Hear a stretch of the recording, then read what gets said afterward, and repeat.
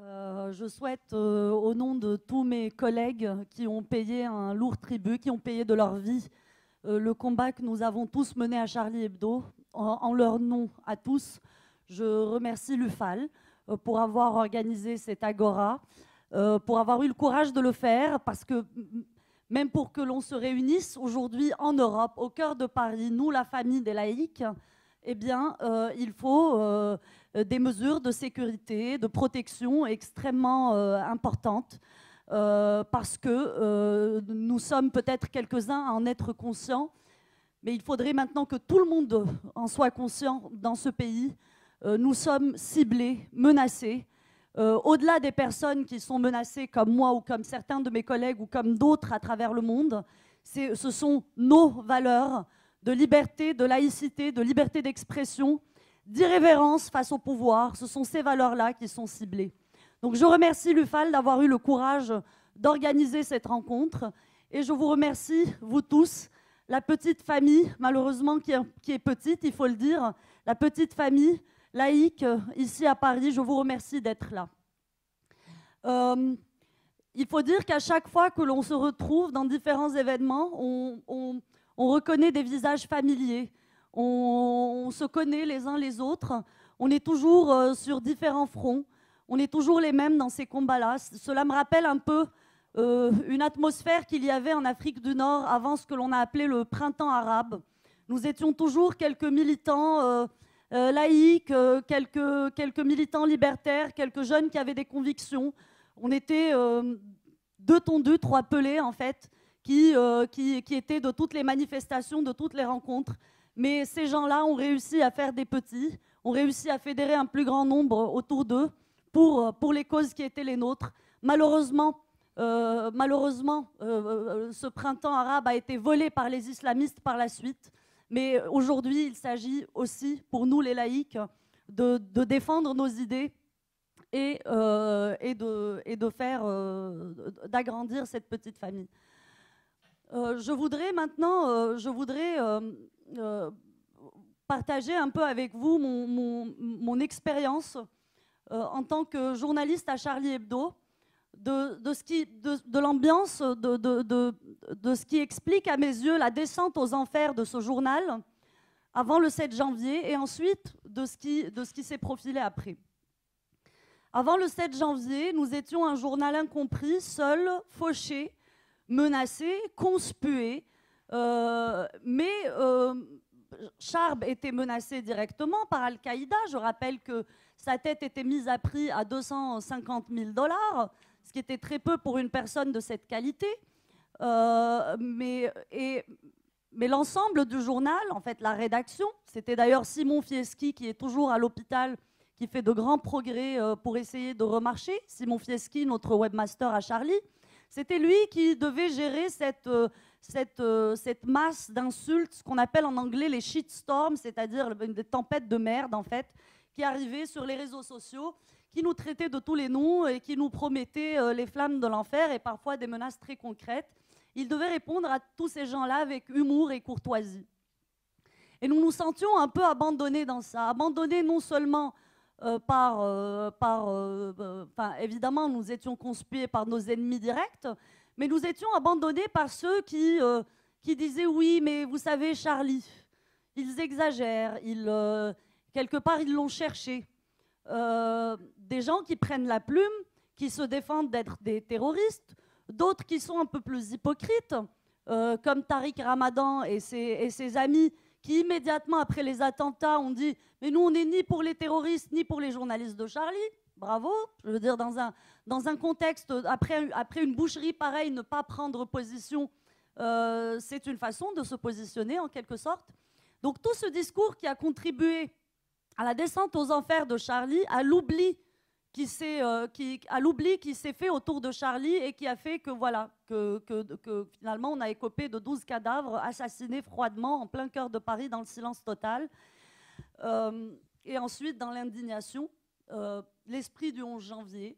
Moi, personnellement, l'espace de quelques heures, de quelques jours, j'ai cru que nous avions payé un prix extrêmement lourd, mais que nous avions au moins, enfin, eu le sursaut escompté, la prise de conscience escomptée. Mais en fait, non. très rapidement après, on a recommencé à avoir des résurgences de ce 8 mai. Comment je l'explique? Je l'explique par le fait qu'aujourd'hui en France, ce dont nous souffrons avant tout en tant que famille laïque, c'est d'une perte de repères et d'une confusion de concepts qui est voulue et qui est travaillée, qui est voulue par les ennemis de nos valeurs. En France, nous sommes dans un contexte très particulier. Lorsque, par exemple, je vais au Québec ou dans d'autres pays, je réalise que malgré les difficultés qu'ils peuvent avoir, malgré les périls qui guettent la laïcité, les choses se posent de façon plus simple que chez nous ici en France. Ici en France, en fait, nous sommes pris en étau entre d'une part des crypto-islamistes qui, sous couvert souvent de combats antiracistes, en fait, ils ont réussi à voler le combat noble qui est celui de l'antiracisme pour en faire un instrument pour fermer la gueule de ceux qui critiquent les religions. J'expliquerai ceci un peu après. De l'autre côté, nous avons des gens qui ont fait un rapt de la laïcité, l'extrême droite, qui s'est saisie de la laïcité pour finalement des fins qui sont tous sauf laïques et qui ne disent pas leur nom.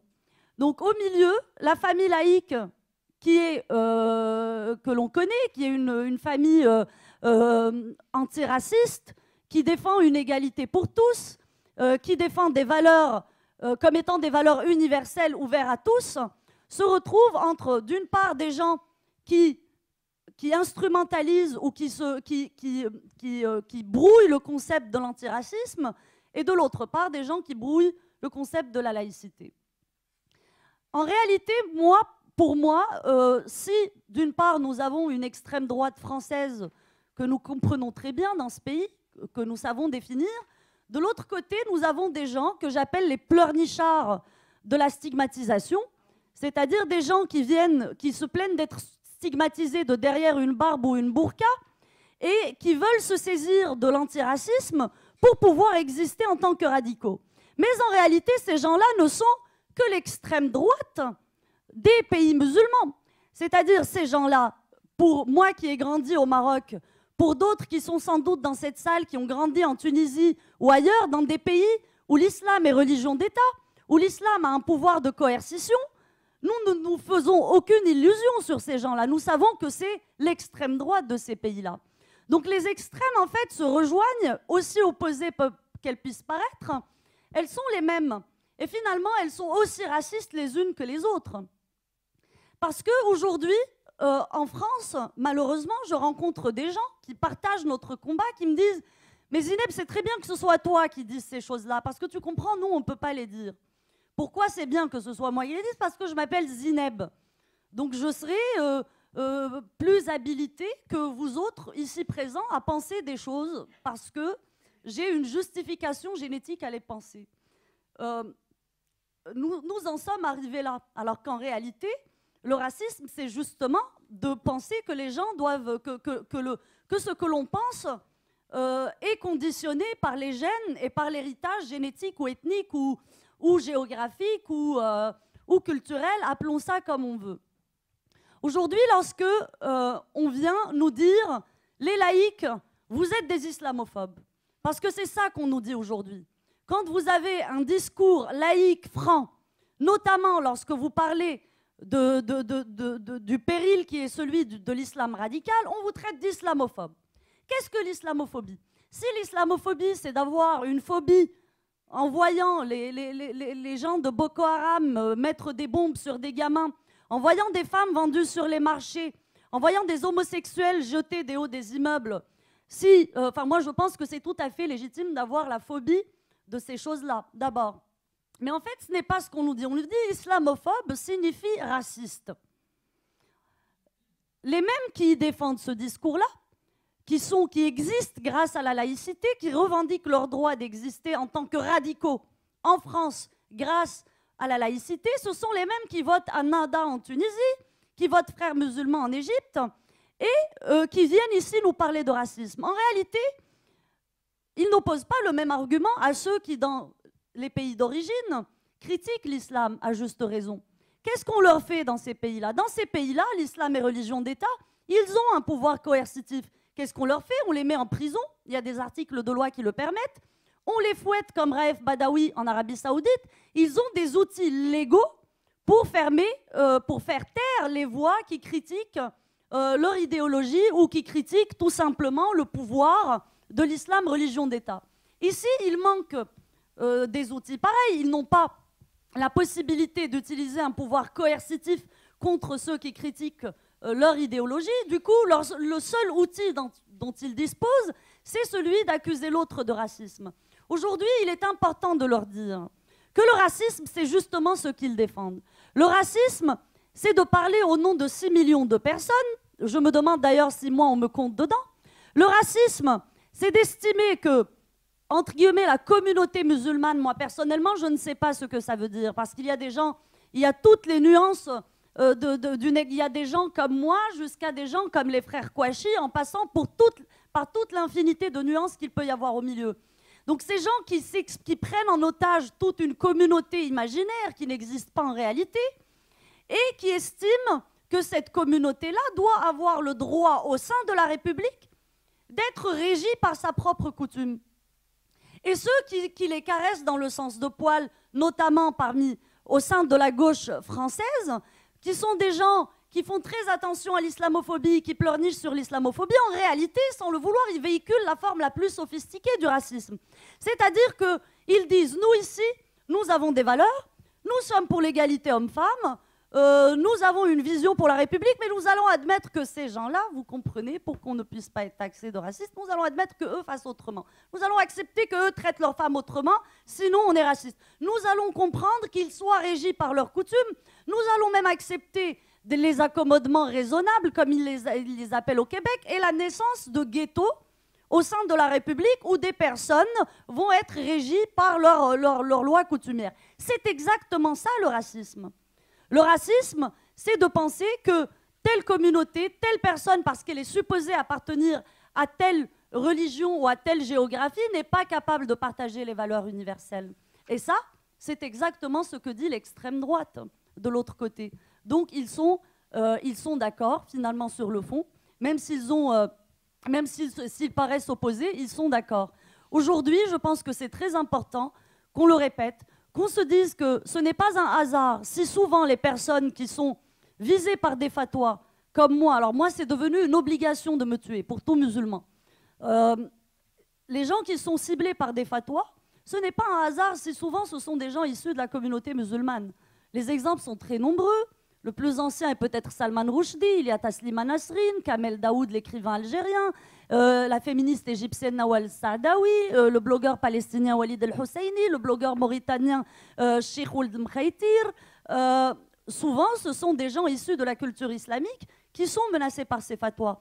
En réalité, ils le sont parce qu'ils sont la négation vivante et la contradiction vivante à cette thèse des intégristes qui veut nous faire croire que toute personne qui critique leur intégrisme, leur idéologie, c'est une personne qui est forcément raciste, c'est une personne qui critique une race et non pas une religion, et c'est une personne qui a un rejet des musulmans, etc. Aujourd'hui, je pense que c'est extrêmement important qu'on se le dise. Cette idéologie ne fait pas des ravages seulement en France, elle fait aussi des ravages ailleurs, aux États-Unis. Alors la grande mode aux États-Unis, c'est ce qu'ils appellent le safe space, c'est-à-dire un espace safe, un espace de sécurité. Le safe space, c'est quoi ? C'est très très en vogue chez les pleurnichards de la stigmatisation made in US. Qu'est-ce que ça veut dire? Ça veut dire le droit de ne pas être offensé. C'est-à-dire quelqu'un qui ne serait pas d'accord avec moi, qui viendrait écouter ce que je dis, au lieu de débattre, il réclamerait que l'on me fasse taire parce que lui a le droit de ne pas être offensé. Eh bien moi j'ai envie de leur dire, en tant que militante des droits de l'homme, en tant que militante de la laïcité, j'aimerais leur dire que le droit de ne pas être offensé n'existe pas.